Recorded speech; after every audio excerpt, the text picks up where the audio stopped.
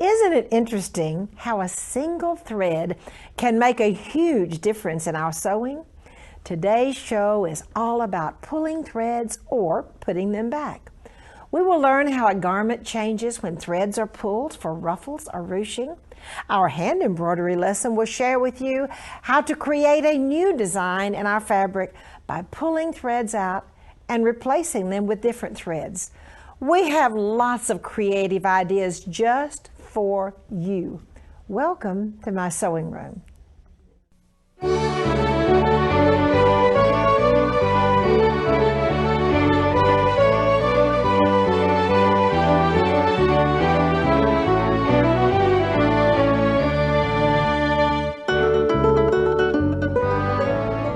I have the most beautiful blouse to share with you. This blouse has a beautiful puffing and insertion, and I want to tell you a little secret. The puffing is done on a ruffling attachment to go on your sewing machine. And so we have all kinds of beautiful embellishments, including the beautiful beading with the silk ribbon run through the middle. Coming down on the front of the bodice, we have double needle pin tucks and then more French lace and embroidered insertion. And here are two more versions of the ruffling attachment. We have the ruffle done on both sides making puffing, and one more use of the ruffling attachment on the sewing machine making the beautiful ruffle. Let's just see what applications there are using this ruffling attachment on the sewing machine. First of all, start with a piece of fabric. Serge one edge if it's going to be a ruffle, and then run your ruffler down the other edge.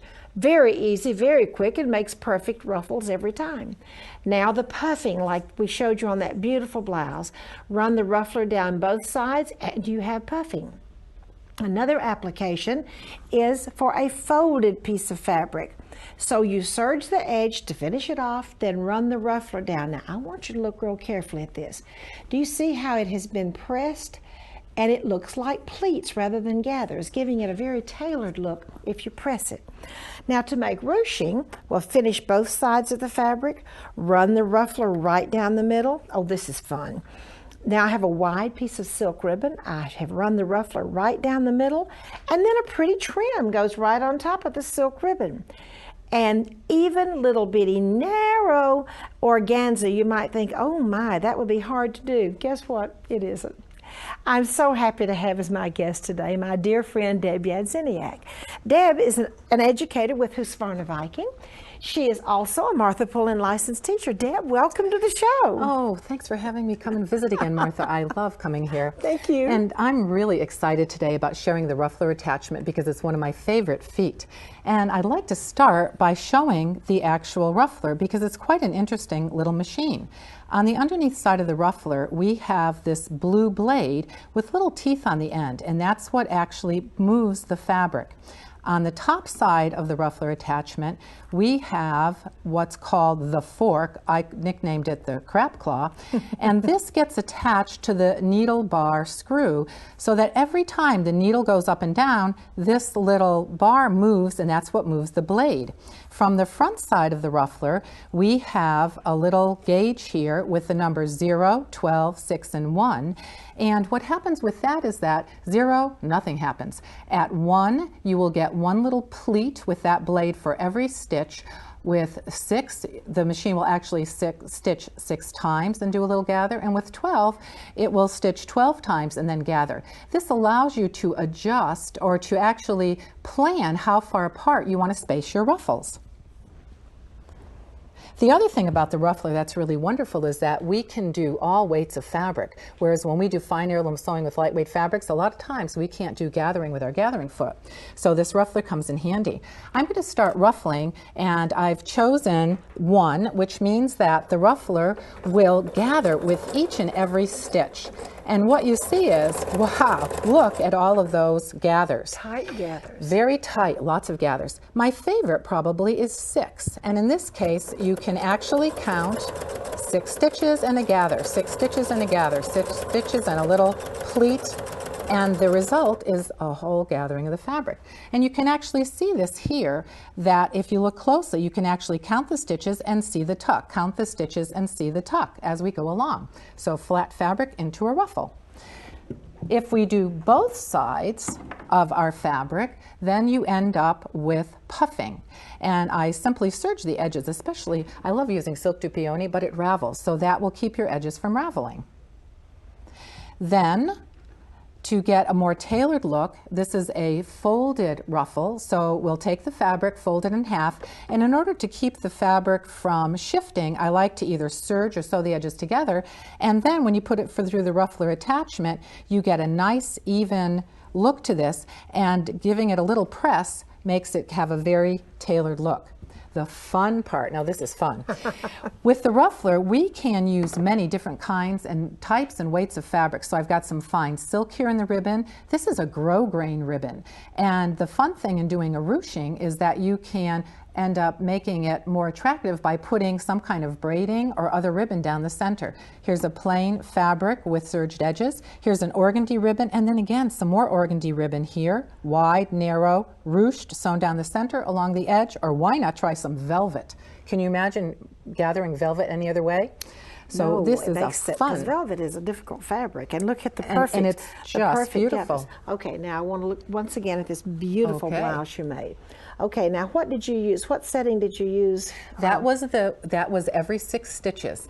Every 6 stitches on this beautiful puffing, which is on an heirloom broadcloth, really. Yes, this is the new set. And yeah, satin cotton, which is beautiful. And then on this one, you used the 6 setting also on the sleeves. Yep. And because it's puffing and each side is slightly different, it doesn't give you that tailored look at all, does it? It would be hard to guess. Well, it's true puffing, as if you had pulled 2 rows of gathering and pulled it and distributed the gathers. Oh, that takes a long time. Much easier. We like so easy, don't we? And then the beautiful gathering attachment that's on the bottom too, the rufflets on the bottom too. Well, Deb, this has just really been fascinating. And don't you love that little ruffler? I love it too. Yep. And now Deb has some sewing inspirations to share with you.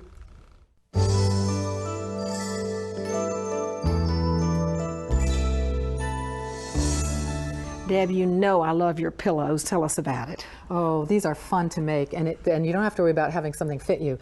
This features an insert with a smocking, which you know I love to do the machine smocking. Machine smocking. Machine smocking as a panel with our floral fabric. But the fun part here with ruffling is, look at this. There's 2 different widths of ruffle here, and they both happen to be fabric. The narrower one is a silk fabric that's been folded in half and ruffled with the ruffler attachment, and then the wider one happens to be an organza fabric. So we have 2 different kinds of fabrics, one wide, one narrow, a whole different, it's got a lot of texture and it's very appealing. Love that ruffler.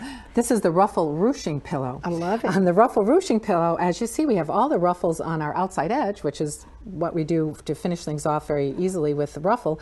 But then we applied the ruching here in a ribbon, very simple ribbon, but it's got the maroon and gold, and it really adds a lot of extra texture to the pillow and makes it more interesting. And the machine smocking, which is so much fun too. Okay, Deb, this adorable little dress. Now tell us about this little dress. Dresses are so much fun to make. And what I did here was selected a print fabric. So often in traditional heirloom sewing, we use a solid colored fabric, but it's fun to use a print, machine smocking. So you can do machine smocking. You can machine smock on a bishop. And then along the bottom, one of my other favorite techniques, Madeira applique. Done with the wash-away basting thread. Making it EASY easy. It is very, quick and easy to do. Another beautiful machine smocked dress. Yeah, and I've been having fun with the prints. They've got such interesting color, like this pink and brown combination. So here, my favorite techniques again, by doing the machine smocking in the center and some of the ruffling on the edges to accent the smocking, and then the Madeira applique by machine along the lower edge and also on the edge of the sleeves. So we're bringing in all of those techniques. I think these are fascinating, and this is a beautiful dress for fall or for cooler weather, or short sleeves. I imagine in New York where you live is not exactly what we wear in the middle of the winter time, is it? You're exactly right. Deb, thank you so much. You're very welcome. Now Deb has a so quick, so easy project to share with you.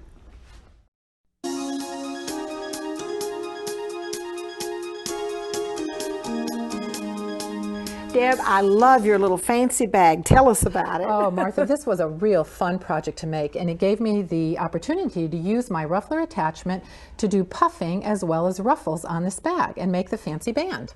And the fun thing is it can be used as a bag for, I thought about a lingerie bag or a wedding bag, a little girl's bag, and then you had a great idea too. Do you know a lot of people give their bridesmaids a bag, maybe a little bit larger than that, to wear their fancy shoes to the wedding, which usually hurt, let's face it, and to carry comfortable shoes to wear at the reception and put the fancy shoes in that bag. A lot of people use those for bridesmaids. Sure. And then little girls love purses to match all their dresses, a little bit smaller, of course. Right, depending on the size of the child. So it really was a fun drawstring bag to make. And we start making the bag by simply cutting out a square of fabric. And to make the fancy band, we're actually going to apply and create the fancy band on the fabric. So you make that your puffing strip using the ruffler. You place it on top of your flat fabric down the center, and then make sure it's flat at the top and the bottom. I gave myself a little note here because we don't want that extra ruffled fabric to be in the seam allowance at the top and the bottom. And sew down along the stitching that was done with the ruffler attachment. And then when you're done, you'll trim away the excess fabric. Then you'll be ready for the next step, which is ruffling up your ribbon. So we have this 1-inch ribbon trim that we ruffled, and we're applying it to both sides of the puffing. And you can see I used a darker thread here, so you can see I applied it with a zigzag stitch. And then what we'll do is take a piece of our embroidered insertion and you trim away the fabric on both sides. And in order to hide the stitching that's connecting your puffing fabric to your silk ruffle, you'll take that embroidered insertion and place that on top of the join. And when you sew that down, you actually disguise the joining between the two different types of fabric. And then you take the ruffle that we made out of our solid fabric, and then this ruffle will be applied along the bottom edge. We'll place that on the bottom and sew that up. And I actually cut a little curve here for more interest. So when you're done, here's the base of your bag, and ruffles on the bottom, and then all you do is continue the construction by putting the back of the bag to the front, and then you'll fold down the top of the bag. And I just want to show that what I did here for putting my ribbons is that I put 2 little buttonholes here. So the ribbons are coming out of buttonholes. Okay. Very quick and easy to do. Thank you so much, You're Deb. welcome. And now I have some construction tips to share with you.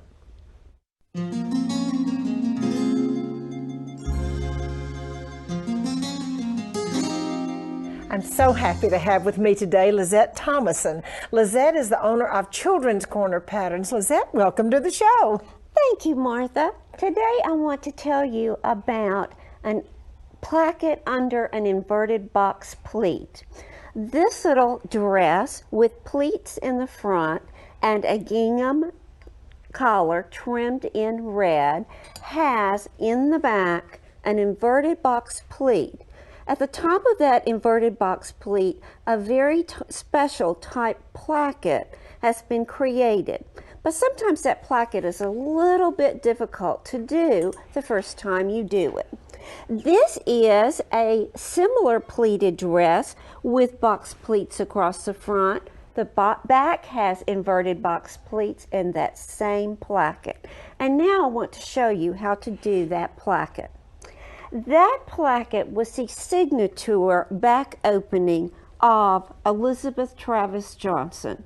Elizabeth Travis Johnson was a major figure in our sewing industry for about 4 decades, That's Martha. Right. She taught for years and years, like 37 years, and then moved on and taught for you and for Saga National, and this was her placket. Now, when you get a pattern that has this placket under an inverted box pleat, this is what the pattern will look like.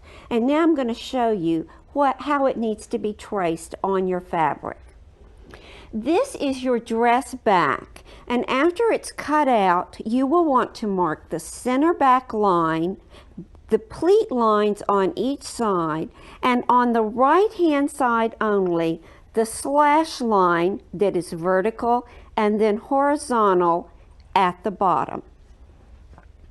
The first step in making this placket is to fold in the inverted box pleat, bringing the pleat lines in the direction of the arrows to the center back line and pressing it in place.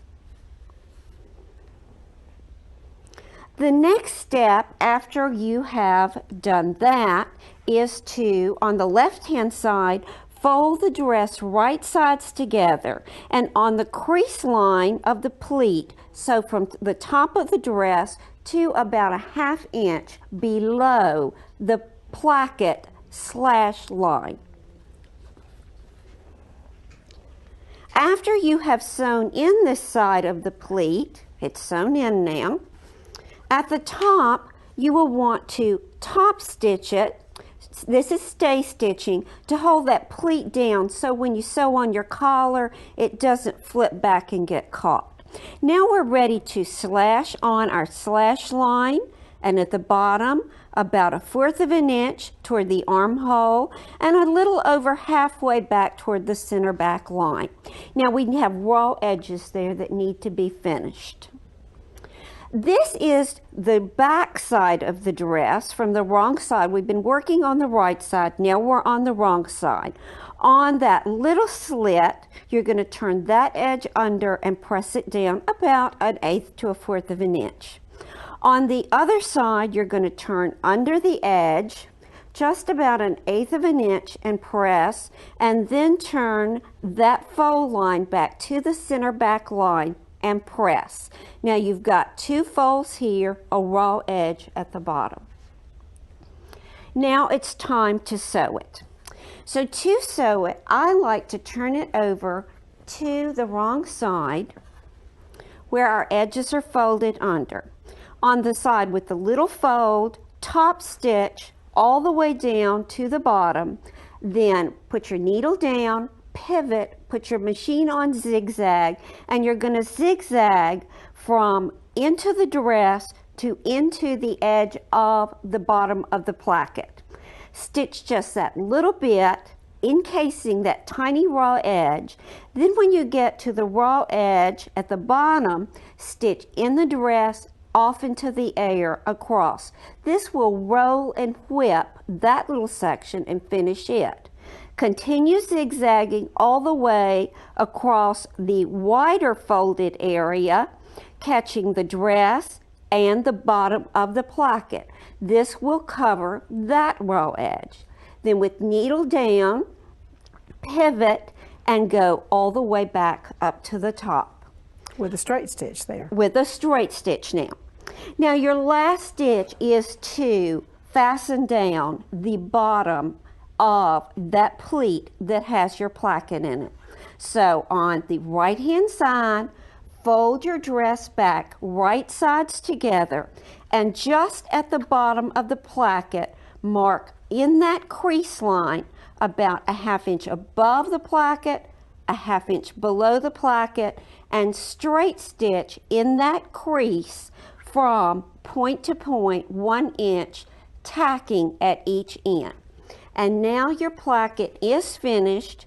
Your buttonholes will go on the right hand side, right here on this edge of the pleat, and your buttons go on this little extension that we have created and button.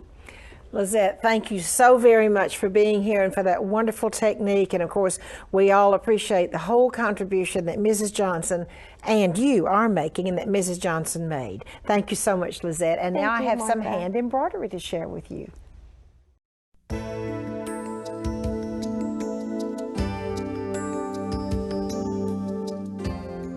I'm so happy to have today as my guest Wendy Schoen. Wendy is the designer of Petite Crochet Patterns. She is a regular contributor to Sew Beautiful magazine, and she is a teacher for the Martha Pullen School of Art Fashion. Wendy, welcome to the show. Thanks for having me, Martha. I have something interesting to share with everyone today. This is a technique, more than a stitch, known as thread replacement or needle reweaving. If you can just look at this garment, you can see that there's a little tiny accent thread going through in a pattern. That thread does not really belong in the fabric. I have inserted it, and let me show you how easy it is. First, let me show you what it looks like with large weave fabric. This linen is quite large, so you can actually see exactly what the thread looks like, just in case you didn't get a good look at it before. So how this is done is basically, you want to start with the position of your thread that you want to remove, and take a needle, a large needle if you can find one, a sturdy needle rather. A sewing machine needle with a dull point works really well for this. You want to go ahead and remove the first thread. Now all you need to do is just grab hold of the thread and pull, and it's always best to pull a lengthwise thread versus a widthwise, because it will hold longer and you'll be able to pull it out easier. Now the next thread is the one that you want to just pull out slightly. Remember, this thread is going to stay in until we actually pull it. We're going to use it to pull the other thread through. So just take out a little bit. Also, you want to start with a larger piece of fabric than what you actually need, because you need to have a little bit of room on top. Now, to this thread, I'm going to tie a sturdy, lightweight thread, such as a cotton core with a polyester core with a cotton overlay. This works really well. You're going to tie that thread to this thread with a square knot. I'm going to show you what a square knot looks like with a larger thread. You're just going to take the two ends, wrap it around once, and then make another knot with it like that, just like a basic knot. Okay, so you remember, you're doing that. You're taking the sewing thread, tying it onto the fabric thread here. Once that's done, let me show you what it looks like.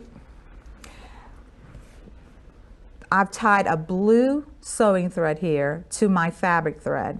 Then on the end of that thread, I have tied another square knot with the replacement thread. Okay, now the reason that I'm doing this is because if you tied the replacement thread to the fabric thread, it would be too thick to pull through. So I use a lighter weight thread. So now what I'm going to do is I'm just going to take this fabric thread from the opposite end. I need a little, let's try this. From the opposite end, I'm going to remove the thread, and then I'm going to pull that through. So I've actually left an opening wide enough to accommodate all of this. I guess you can call it my contraption. What it is just a little, like a lasso almost. Bring the other thread through. You want to hold your breath while you're doing this, because you have to get the knot through. There it goes. Oh, wow. So it's just that simple. And then you can do this in stripes or diagonal, or widthwise or lengthwise threads for any type of pattern you like. Magic trick. Oh, thank you so much. And now I have a piece from my vintage collection to share with you.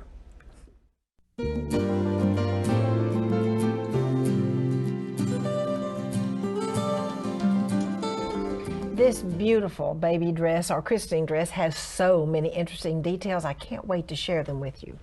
Now, the era would have been about 1840 to about 1880 because of the scoop neck. And as you know, there's a little casing with sort of a ribbon that runs through to tie it up so it would fit the babies as they went down through the families.